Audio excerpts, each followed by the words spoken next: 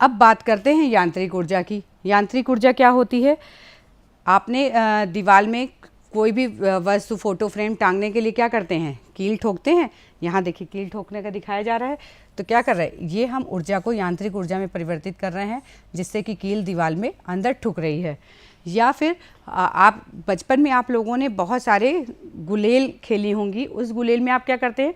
आपने लकड़ी का एक वी शेप का बनाते हैं इस तरीके से, उसमें एक रबड़ या कुछ भी बांध लेते हैं और यहाँ से कंकड़ को पुश करते हैं फलों को पेड़ से गिराने के लिए, या शैतानी में एक दूसरे को परेशान करने के लिए करते हैं ना उपयोग गुलेल का। तो वो भी कहीं ना कहीं यांत्रिक ऊर्जा का उदाहरण है। और सबसे अच्छा उदाहरण है एरो का, जो तीर कमान होता है, कि जैसे कि तीर में आपने ऊर्जा डाली, उसके अंदर जो यांत्रिक ऊर्जा आई तो तीर निशाने पे लगता है। इसी तरीके से बहता हुआ पानी भी जो होता है उसमें भी एक यांत्रिक ऊर्जा का ही कार्य होता है, जिससे कि पानी बहता है। तो आपने यहाँ देखे कि यांत्रिक ऊर्जा के कितने सारे उदाहरण हैं, जैसे रेलगाड़ी, गतिमान वायु, खिंची हुई रबड़, खिंचा हुआ तीर कमान और बहता हुआ पानी, ये सभी यांत्रिक ऊर्जा के उदाहरण हैं। और अगर यहाँ पे हम देखें हथौड़े का अगर उदाहरण हमने यांत्रिक ऊर्जा के लिए लिया है, तो एक चीज़ और यहाँ पे देखेंगे कि एक ऊर्जा कहीं ना कहीं यहाँ पर और कार्य कर रही है। कैसे? जब हम हथौड़े को दीवार पे ठोक रहे होते हैं तो हमारे अंदर की ऊर्जा भी उसमें उपयोग में आती है, जो कि हमने खाना खाया है रासायनिक ऊर्जा के रूप में हमारे शरीर में संचित हुई है। तो इस तरीके से हम कह सकते हैं कि ऊर्जा का धीरे धीरे कहीं ना कहीं परिवर्तन होता रहता है, एक रूप से दूसरे रूप में। चलिए अब बात करते हैं रासायनिक ऊर्जा की। रासायनिक ऊर्जा क्या है? ये बहुत सारे रूपों में काम आती है। अभी आपको मैंने उदाहरण दिया आपकी माचिस का। माचिस सभी के घरों में उपलब्ध होती है। जब आप माचिस को जलाते हैं तो क्या होता है? माचिस का जलाने का उपयोग आप बहुत चीज़ों में करते हैं। गैस जलाने के लिए भी करते हैं, आग जलाने के लिए करते हैं, लेकिन वो सोचिए क्या उसमें आग अपने आप उत्पन्न हो जाती है? नहीं, उसमें कुछ रसायन लगे होते हैं। उन रसायन की वजह से ही वो माचिस की तीली आग पकड़ती है। तो जिसमें कि प्रकाश ऊर्जा का भी भंडारण होता है। जब आप देखते हैं माचिस जलाते हैं तो क्या होता है? वो जलती ही है, किसी चीज़ को जलाती भी है और एक ऊर्जा और अंधेरे को प्रकाश में बदल देती है और एक प्रकाश ऊर्जा का भी निर्माण करती है। जैसे सूखी लकड़ी में भी आप रासायनिक ऊर्जा का भंडारण होता है। जब आपने किसी सूखी लकड़ी में भी माचिस की तीली से आग लगाया, क्योंकि जो माचिस की तीली है वो भी एक लकड़ी ही है, लकड़ी के ऊपर ही रसायन लगाया जाता है, तो वो भी एक प्रकाश ऊर्जा उत्पन्न करती है लकड़ी जलने पर। तो इस प्रकार से आपने देखा कि एक और उससे क्या होता है, हमने माचिस की तीली में आग लगाई और लकड़ी में भी आग लगाई, लेकिन उस लकड़ी के द्वारा हमने कुछ कार्य भी किया, जैसे कि भोजन पकाया। तो उससे क्या कहेंगे कि वो ऊर्जा किससे, प्रकाश ऊर्जा से किस में बदली? थर्मल ऊर्जा में चेंज हुई। वो थर्मल ऊर्जा मतलब एक हीट दी और हीट देने से ही खाने को पकाया गया, तो वो थर्मल ऊर्जा कहीं ना कहीं उस रासायनिक ऊर्जा में संचित हो गई।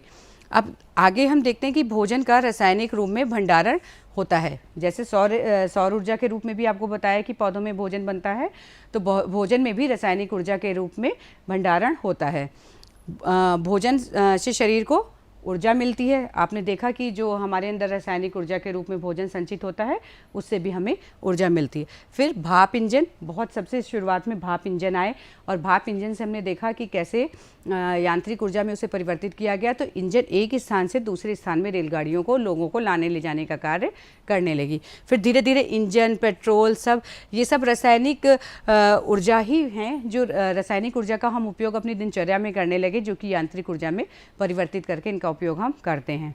और तो आपने देखा कि रासायनिक ऊर्जा किन किन चीज़ों में पाई जाती है। वो ईंधन जो एक गाड़ियों को चलाने के लिए काम आते हैं, जैसे पेट्रोल, डीजल वगैरह हैं। उसके साथ साथ भोजन को पकाने के लिए भी ऊर्जाओं का उपयोग किया जाता है, वो भी एक रासायनिक ऊर्जा है। और एक माचिस सबसे अच्छा उदाहरण है कि जो कि सबके घरों में निश्चित ही उपलब्ध होगी। बात करते हैं ध्वनि ऊर्जा की। आप मुझे ऊर्जा की चीज़ों के बारे में कैसे समझ रहे हैं? क्योंकि मैं बोल रही हूँ और ये बोलना भी एक तरीके की ऊर्जा है। तो यदि अगर आप देखें कि अगर आप तेज़ी से चिल्लाते, क्योंकि कुछ बच्चे होते हैं ना चिल्लाते हुए मम्मी, और देखिए आवाज़ क्या होता है, आवाज़ में भी परिवर्तन होता है। कुछ बहुत धीमे से बोलते हैं मम्मी मम्मी, तो देखिए एक ऊर्जा ही है। जितनी हम उसको ऊर्जा से ध्वनि निकालेंगे तो वो ध्वनि ऊर्जा के रूप में परिवर्तित होगी। तो इसी तरीके से मनुष्य 50 डेसिबल की आवाज़ आसानी से झेल सकता है। यदि हम 70 डेसिबल से अधिक ध्वनि मनुष्य के लिए उत्पन्न करेंगे, जब आपने देखा होगा बहुत सारे बच्चे एक साथ खेल रहे होते हैं तो क्या होता है, ध्वनि ऊर्जा में चढ़ाव आता है और ध्वनि ऊर्जा 70 डेसिबल के लगभग बराबर या ऊपर पहुंच जाती है। तो हम तभी बोलते हैं ना कि बच्चों शोर मत बचाओ, या किसी गाड़ी की आवाज़ है उसने बहुत तेज़ी से हॉर्न दिया तो वो आवाज़ भी हमें परेशान करती है।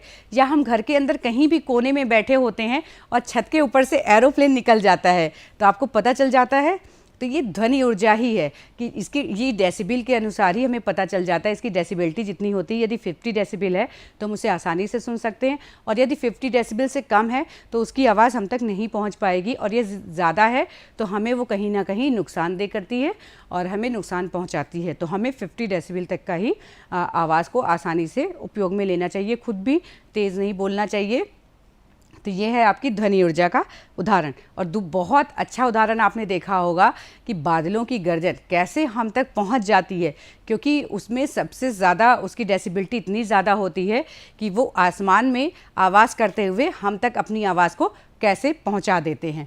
तो आपने देखा ध्वनि ऊर्जा का। और सबसे अच्छा इसको चेक करने का ध्वनि ऊर्जा का उदाहरण है जो आपके टोंग होता है, आपके प्रयोगशाला में है। जब आप उसको दबाएंगे तो वो ध्वनि ऊर्जा इधर से उधर परिवर्तित होगी और उसको आप बिल्कुल कान के पास ले जा करके सुनेंगे तो उसकी कंपन महसूस होगी। तो ये पता चलता है कि ये ध्वनि ही कार्य कर रही है। इस प्रकार हम देखते हैं कि ध्वनि में कार्य करने की क्षमता होती है।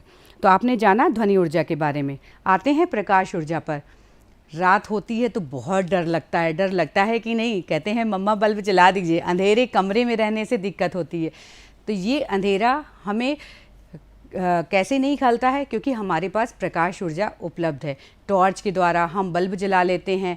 नहीं बल्ब हुआ, लाइट चली गई, अचानक से हम कैंडल नहीं जला पाए तो हम अपने फ़ोन के अंदर भी उपस्थित टॉर्च को जला लेते हैं। कहीं ना कहीं ये एक ऊर्जा है जो हमें ऊर्जा के रूप में ही प्रकाश दे रही है, दूसरी ऊर्जा के रूप में प्रकाश दे रही है और घर को प्रकाशित करती है, हमारे डर को दूर करती है। और यदि देखें ये तो प्रकाश ऊर्जा हमारे चारों ओर है, और सबसे प्राकृतिक स्रोत ऊर्जा का कौन सा माना जाता है? सूर्य माना जाता है ना। जब सूर्य निकल आता है तो बहुत अच्छा लगता है कि दिन आ गया, चलो हम सारे कार्य बिना डर के कर सकते हैं, क्योंकि प्रकाश ऊर्जा बहुत ही आवश्यक ऊर्जा है। और ये प्रकाश ऊर्जा का उपयोग कहाँ कहाँ होता है?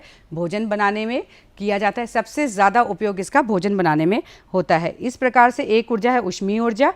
ऊष्मीय ऊर्जा भी हम भोजन बनाने के लिए, आपको मैंने बताया कि विभिन्न प्रकार के रासायनिक तत्वों का उपयोग करते हैं और जिससे भोजन बनता है। और इसी प्रकार जो है ऊष्मीय ऊर्जा के द्वारा, मतलब प्रकाश में ऊष्मीय ऊर्जा उपस्थित होती है जिसके द्वारा भोजन पकाया जाता है। हाँ, आपको एक एग्जाम्पल और दूंगी। जो जेम्स वॉट ने भाप के इंजन का आविष्कार किया था और रेलगाड़ी चलाई थी, तो ये ऊष्मीय ऊर्जा का ही सबसे अच्छा उदाहरण है। विद्युत ऊर्जा आपने अपने घरों में देखा है, लाइट, फैन वगैरह, ये सारे विद्युत ऊर्जा के उदाहरण हैं। चुंबकीय ऊर्जा, क्योंकि पृथ्वी के अंदर भी एक चुंबक है और उसके अलावा भी हमारे घरों में चुंबक कहीं ना कहीं बहुत चीज़ों में उपस्थित होता है। यदि फ्रिज का डोर देख लें तो आप जब बंद करते हैं तो उसमें भी मैग्नेट लगा होता है जिसके द्वारा दरवाजे बंद हो जाते हैं। उसके साथ साथ जो हमारी धरती के अंदर चुंबक उपस्थित होता है, क्योंकि दिशाएं बहुत मुख्य कारण होता है कि दिशाओं का हम पता कैसे करते हैं। तो हमारे पास एक तरीके से एक मैग्नेट होता है, उस मैग्नेट में दिशाएं लिखी होती हैं जो पृथ्वी के मैग्नेट से कनेक्ट करती हैं, तो फिर हमें दिशाओं का ज्ञान हो जाता है, जिसे चुंबकीय सुई कहते हैं। आपकी प्रयोगशाला में उपस्थित है और यहाँ पर भी देखिए चित्र में बनी हुई है कि कैसे आप इसको रख दीजिए तो ये निश्चित दिशा सूचक बन जाती है कि हमें पता चल जाता है कि हम किस दिशा में हैं। अब इसमें निम्नलिखित में सही पर चिन्ह लगाना है, जो सही है उस पर सही और जो गलत है वो गलत। किया गया कार्य बल के परिणाम पर निर्भर नहीं करता है, तो ये क्या होगा? गलत होगा। ध्वनि ऊर्जा नहीं है, ध्वनि भी एक प्रकार की ऊर्जा है, इसलिए ये गलत होगा। टॉर्च का सेल प्रकाश एनर्जी का स्रोत है। जी हाँ, टॉर्च से प्रकाश उत्पन्न होती है तो ये प्रकाश एनर्जी का स्रोत है। भोजन में ऊर्जा यांत्रिक रूप में संचित रहती है। जी नहीं, मैंने आपको बताया बच्चों कि अभी भोजन में ऊर्जा किस रूप में संचित रहती है? रासायनिक रूप में संचित रहती है।